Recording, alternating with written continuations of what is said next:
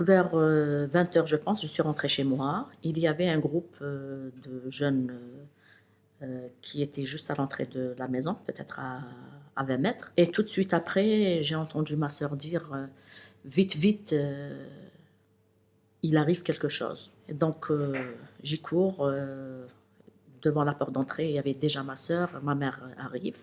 On ouvre la porte et en face de nous, il y avait mon frère, qui était entouré de 5 individus. Chacun, tenait une arme à feu qui entourait la tête de mon frère. Et puis ils ont commencé à faire leur prêche, ils ont arraché les lunettes de mon frère, son paquet de cigarettes. Ils lui ont dit, «Vous on a déjà donné l'ordre de ne plus fumer, c'est ça la yadjouz. Et puis comment se fait-il que vous avez la télévision et la parabole et ça aussi, ça ne peut pas se faire dans un État islamique». Donc ils ont refouillé toutes, les chambres et puis ils ont, je ne sais pas ce que mon frère leur a dit au juste. Donc ils lui ont dit: «Il faut absolument nous suivre, dans ton appartement», parce que lui, il avait un appartement qui était mitoyen au nôtre. Et là, quelques instants plus tard, ils sont revenus, ils ont dit à ma sœur: «Donc c'est à vous de venir avec nous». Et donc ma mère avait dit: «Moi, je laisserai jamais ma fille partir avec des hommes». Et à ce moment-là, il y avait une grande bagarre, ma mère qui essayait de retenir ma sœur qui poussait ma mère pour partir avec les terroristes. Et dans ce moment de panique, je suis rentrée dans ma chambre et c'est à ce moment-là que j'ai utilisé les clés, j'ai ouvert la porte-fenêtre. Je suis sortie dans le jardin et là, je me suis s'enfuie pour aller chercher les services de sécurité. Je suis arrivée sur la route et là, il y avait un barrage fixe de service de sécurité. Je leur ai dit: «Il faut venir vite parce qu'il y a ma famille qui est en train de se faire massacrer par les terroristes». Donc on est rentrés et j'ai trouvé ma sœur, qui était encore vivante, mais le sang giclait des 2 tempes. Ma mère qui la tenait et donc je suis rentrée. J'ai dit: «Est-ce qu'il est Mohamed?» Je suis rentrée directement dans sa chambre, à coucher parce que dans la chambre à coucher, on tombe aussi sur la salle de bain. Et là, j'ai trouvé mon frère qui était étendu, qui dormait sur un tapis de velours rouge.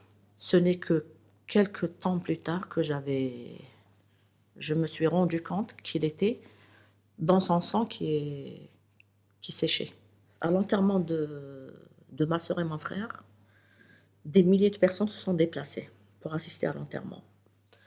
Alors qu'en Algérie, les victimes, les familles de victimes, se retrouvaient à 2, 3 ou 4 personnes maximum dans un cimetière pour enterrer les leurs. Tous ceux, à l'époque, qui décidaient d'aller assister à un enterrement, ils étaient portés sur la liste de personnes à abattre, à assassiner. Et c'était des listes qui étaient placardées dans les mosquées ou bien dans les quartiers à côté des mosquées. Et donc, c'était pas facile d'aller assister à l'enterrement d'une victime.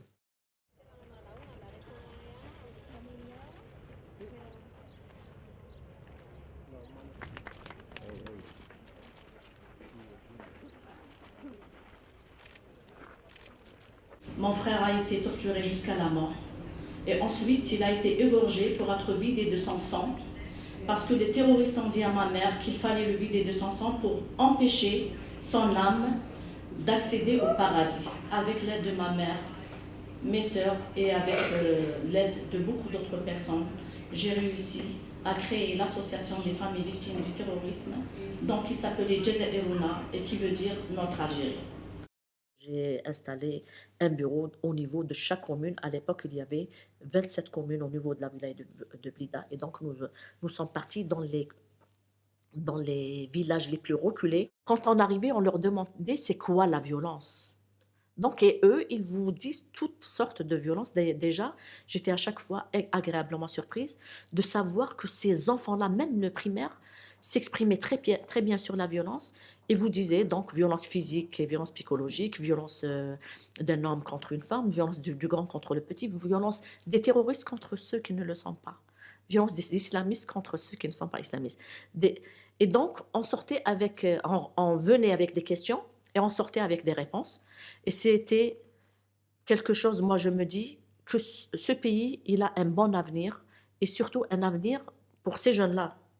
Je me dis qu'on peut aller vers la paix si les politiques ont une volonté et le courage politique de condamner l'islamisme et non pas uniquement lutter contre les terroristes en donnant des tribunes d'expression aux islamistes qui, eux, appellent les jeunes à assassiner, à tuer, à commettre des actes de violence. Pour nous, le devoir le plus important, c'est la culture de la mémoire.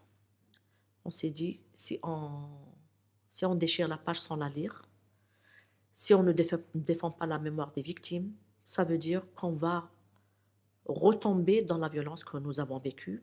Et il faut absolument que nos amis, les autres victimes des autres pays, sachent ce que nous sommes en train de vivre pour qu'elles portent notre parole et notre mémoire et défendre, quand elles défendent la mémoire d'une seule victime, pour nous, elles sont en train de défendre la mémoire de toutes les victimes du monde entier.